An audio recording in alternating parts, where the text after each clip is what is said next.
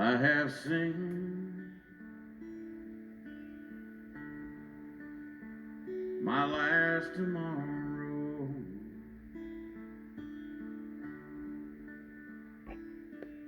I am holding my last breath.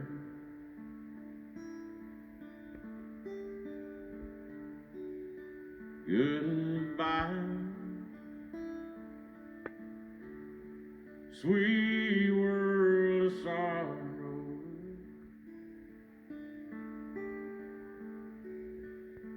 My new life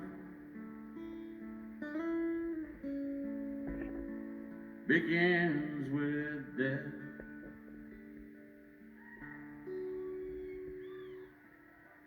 I am standing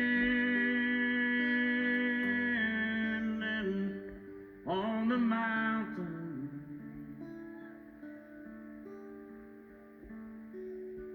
I can hear the angels song.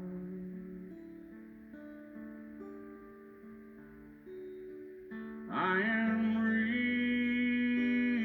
reaching over Jordan.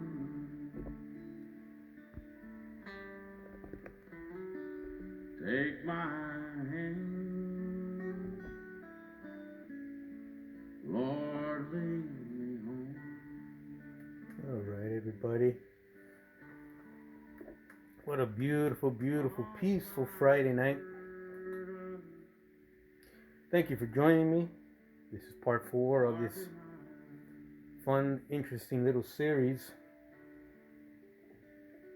I almost made a big mistake though. I was all revved up getting the decals, the packages delivered in the mail, and opening them here on YouTube with you guys. Very enthused, pumped up, ready to go. Was ready to start applying them and talking about the different ways of doing it. And I forgot what this video series, or who this video series is all about. Ain't even me lying there.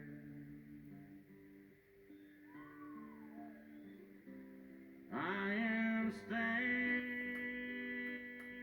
So I forgot I'm gearing this series for beginners or new modelers or guys coming back, myself included.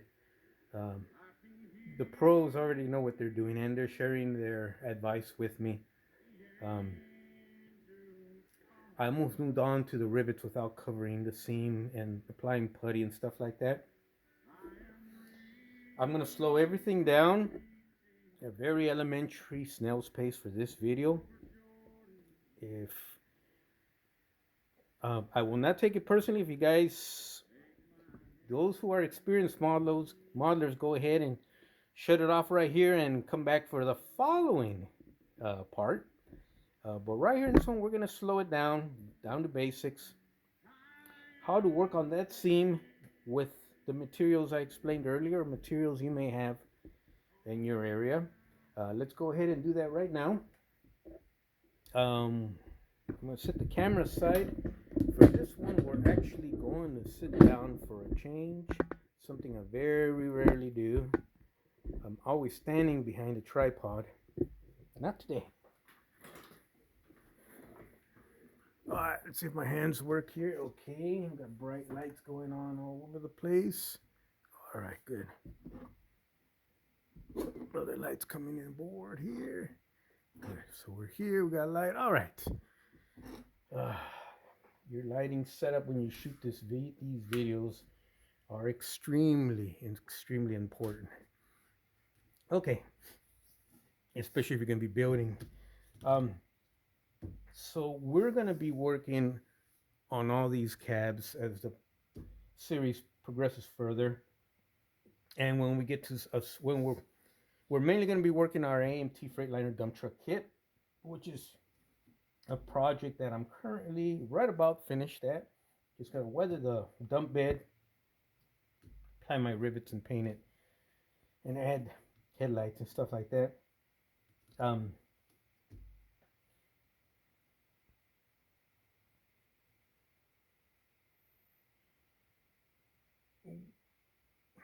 if this makes any sense, I'm going to show you different techniques. They weren't necessarily going to be techniques I'm going to use on this one. This is my finished product. This is my prize baby. This is the one everyone's going to look at or to for years and years and years and years to come, well, after I'm gone. So I want to go with top of the line products and techniques, obviously for this one here. But I decided to do something a little bit different. I was going to shoot the experiments on these guys here and the technique, the proven technique I was going to use here. Let's say, for example, those rivets I ordered the other day online and I got delivered here. Those are the candidates for the roof here. However, I want to do some experimentation on this guy too. So it'll be a combination of all sorts of stuff. And I want to get your guys' opinion because we'll work today on covering the seam issues, that line there. I don't know if you guys remember. I think I told you in the last episode that this particular Freightliner kit suffered from two different slight defects, let's call them, or imperfections, let's call them, or blemishes, better. When you open your AMT kit, always put your two halves together, examine them, take a look at them, put a piece of tape on the inside if you want, hold them together, and see what's wrong with it, what it could use, and what technique you could use where, or what different techniques you could use throughout the model. Take your time, make it part of the build, slow down, relax, be willing to get your fingernails dirty and gunk all over. You can't see the clothes I'm wearing right now, but I'm covered in styrene dust from sanding. Identify your different issues. I think we covered mine last week. Was obviously I got to fill the seam in. I got to replace the rivets. My rivets were horribly crooked on the top of my cab, so I shaved them all. The fix I came up with was to shave off all the rivets, sand the cab flat, and we're either going to apply new rivets that were delivered the other day, I shared with you guys here, after we fix the seam, or we're going to cover how to fix the seam. But I have a process which was my answer to round 2 or AMT on how to fix that rivet seam issue. And I'm going to just go ahead and say right now in front of you guys is what we're going to actually do here with this build series. All AMT had to do was provide us with a decal sheet the size of this particular roof, whether it's the big sleeper version or the small day cab version, and have the rivets already embossed on that decal sheet. So you take it out of the water and you put, the rivets aren't going to float off or anything, hopefully, and you just put that over your thing, hit it with paint, and you're good to go. That's my simple, cheapest answer to AMT or round 2 if you guys want to keep customers from getting turned off on being repeat customers for buying AMT Freightliner kits. Not just one, but the second, the third, and the fourth. I got 5 so far. I want to get 5 more. But a beginner's not going to want to do that. He's going to say, holy smokes, this thing sucks, and toss it. Like I almost did with that photograph I showed you guys the other day. So that was my solution. There are plenty of commercial sources that can print off sets. I think they do them in sets of 500. It's not that expensive, and you just, I mean, it's pretty simple. That's the easiest answer I have for AMT round 2. Instead of reworking your molds, which is going to cost tens and tens and tens of thousands of dollars, just go ahead and the decal sheet. But we're going to take my solution that I offered for AMT and we're going to use it here on our Freightliner dump truck kit. That's my secret that I wanted to share you guys for years and years and years. So your traditional method is to use your putty, put it over that seam, sand it smooth, come back a day or two, it's going to shrink a little bit, reapply it, sand it smooth, come back a day or two. It may work after 2 times, it may work after 3 times, it may work after just 1 time, just depending on the atmospheric conditions of the particular area where you live and the time of year, obviously. So, and then we're going to do that today. We'll use this and a few other things we have. We may make this a 2 quick part video, uh, parts 4A and B, just for the beginners though, guys. You pros, you can come back tomorrow night. I got more interesting stuff then. But another technique is the little um, seamstress diagram wheel or pattern wheel, and you want to use this type, this size, anyways. You guys can see that nice big size. Use perfect size for AMT 125th rivets for big rig kits. So what you would do, in this case, I got, remember that thin sheet of styrene I mentioned in the beginning you want to get, paper thin, used for supplies. In this case, we'll paint it primer gray so we could see it better. But what you want to do with your wagon wheel is you want to use a straight edge ruler. Keep your rivet lines straight. Go ahead and do it right there. It's flat. Keep your line straight, put it up against the metal ruler, press down, and voila, gives you a nice set of rivets. Only one problem, right? They're upside down. This presses down into the material, so your rivets are going down as opposed to up. So that's not going to work, right, unless you flip it upside down. Well, let's flip it upside down. Look what we got.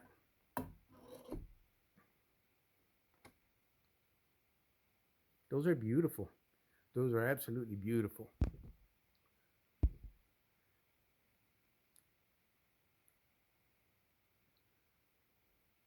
I love those.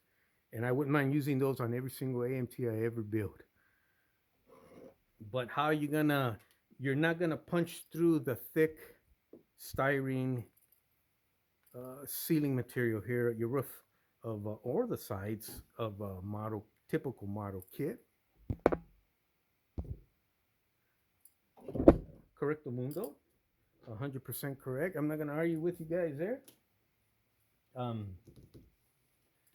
how about we make our rivet patterns all across, correctly measured and straight to match closely the AMT pattern design, and we somehow glue this on our cab, eliminating the need to seal, to deal with the seam, at least not all the way across, and all that sanding stuff. I'm pretty sure this is the way we're gonna go when we're ready to apply the rivets to my AMT, to my prime time model, the actual model, finished product. I'm leaning with going with the experimentation. Now you're gonna say, how are you gonna deal with that? Not only seam, but step up. Well, believe it or not, I've already done it, and I'm going to share that with you guys right here today, with you beginners. We won't let the experienced modelers who chose to change the YouTube channel or turn it off and come back at another time. This is just going to be between me and you YouTube beginner guys, or guys who want to learn this. We'll keep this just between us, okay? Shh. So look at that. How do you do that? Well, I've already done it, guys, and I'll show you, because it is styrene. Styrene is probably easiest, most friendliest material in model building you're ever going to deal with. It's styrene on styrene, so you're not going to be gluing this on top. You're going to be welding it on top, and you'll actually apply glue down here so it sits perfectly flat. But how do we deal with that step up, that line? Well, I'll show you guys. That's the beauty of working with styrene. This was just an experiment. It's the same size sheet, and instead of doing the whole cab, I just did a portion, and I've already done it right there. Let me zoom in for you guys so you guys can see what I'm talking about. Get some light on the subject. Okay, see that? Hello, focus, focus, focus. There we go. See that? So this is the rough. This is how it looked like when I applied my filler material. In this case, dissolved styrene, which is this thick, milky product I keep mentioning. And then when you sand it smooth, that would be this part right here. Now I made a mistake. I put this sheet on the wrong cab. I should have put it on this cab, but I put it on this cab, and that was a big mistake because this was the cab. This is the early release of the AMT, where the seam issue and everything is non-existent, and it's perfect. You just glue the two pieces together. What's the big deal? Well, looks like I screwed that up now. So I'll get around that, but I just wanted to share that with you. I'm leaning with pressing my own rivets, my own rivet pattern, and gluing it on top like that. Or filling in my seam and applying the different rivets. We're going to cover both examples, by the way, throughout the series. But for the prime time, for the main guy here, I'm going to leave that up to you guys. If there's anyone who chooses to comment down below and say, I'd like to see you just use the regular rivet method, or I want to see you use the experimental rivet method, go ahead and comment down below. Let me know what you think. I might swing one way or the other depending on what you say or what you guys say. But right now, that's where I'm at. Okay, so filling the seam. What I did there, this is the one we've been working on the last couple days.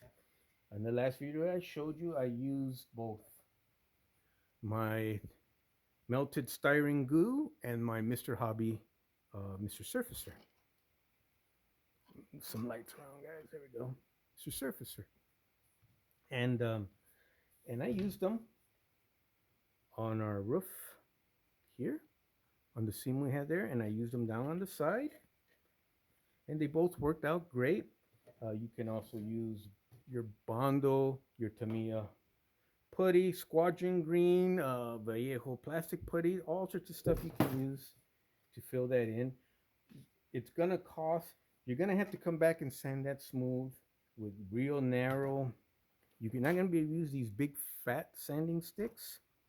You're gonna have to either cut them into thin strips, or they sell thin strips, and get in there so you don't sand off all the rivets. Just sand off maybe, 4 or 6 here, 4 or 6 here, 5 here, that type thing. And you can always come back and replace those later with the rivets we showed you guys earlier. So let's go ahead and this particular cab here is going to be a perfect candidate for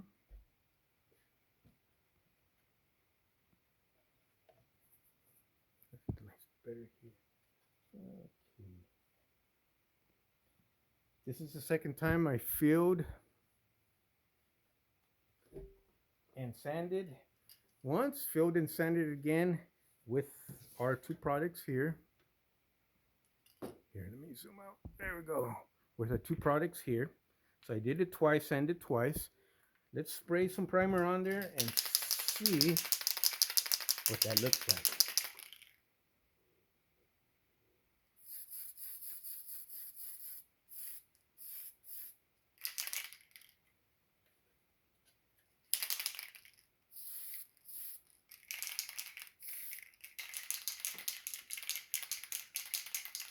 All right, we'll let this dry. We'll keep talking about other stuff here, and we'll come back to it just to check it out, to see how it came out. So put that aside, let that dry a bit. And as I mentioned earlier, as you get older, your eyesight isn't as sharp as before. So in order for me to pick out imperfections that my eye cannot pick out under normal lighting, then a lot of people recommend using the Tamiya primer, the thin or the light, to bring out, you spray it and it'll bring out the imperfections much better. I used to think that was silly when I was young. So why are you going to spend a good $8 on a can of good primer? You're just going to sand it off anyways. What's wrong with your eyeballs? Well, I'm heading towards my mid-50s now, and that whole thought process I had once upon a time is gone. I definitely live and die by that primer technique. Okay, how much more time we have on this? We're at 20 minutes. Okay. So let's do something. Since I had this guy here, remember this has already been sanded round. I may or may not, I'll hit it with primer on the next video because I got to do a lot of taping off. I'm actually going to tear this off and clean it up because I wanted the original version. This was put on here by mistake. I did that.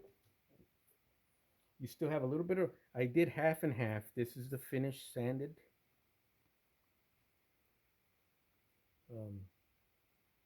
product already done. This is how it is rough. So you just basically sand it with the roundness of the side of the cab, how it goes round. Back off on there just slightly. When you're going to do that, a good thing to do it, unless you have a steady hand or your experienced hand, you want definitely want to go down in a crisscross and up. You want to X or crisscross your pattern so you don't put any flat spots in your curve radius.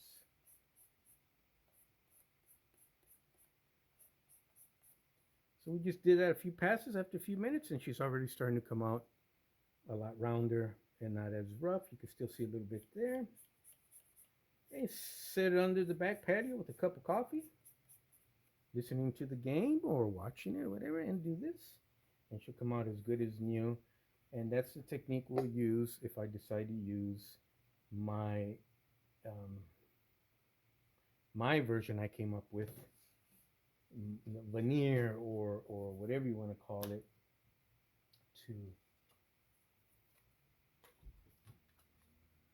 to both use my homemade rivets, that rivet wheel, or seamstress pattern wheel to glue them on there if I choose to do that. You can also omit,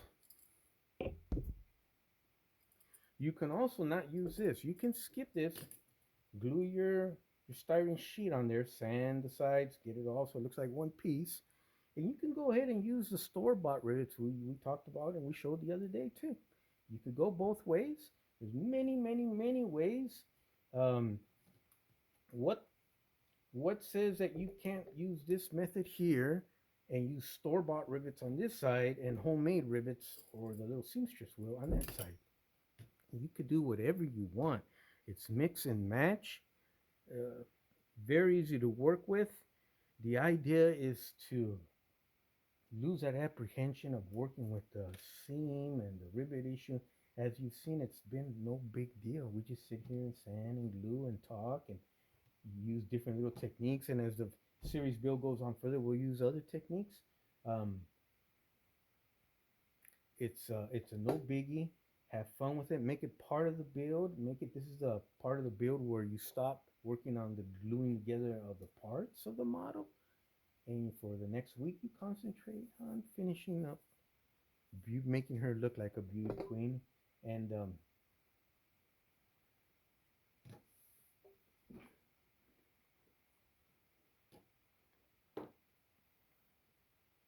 okay, now for the seam, I had an extra one. Oh, here we go. All right, guys, we shot that piece with let me hit it with some more primer. It's too light there.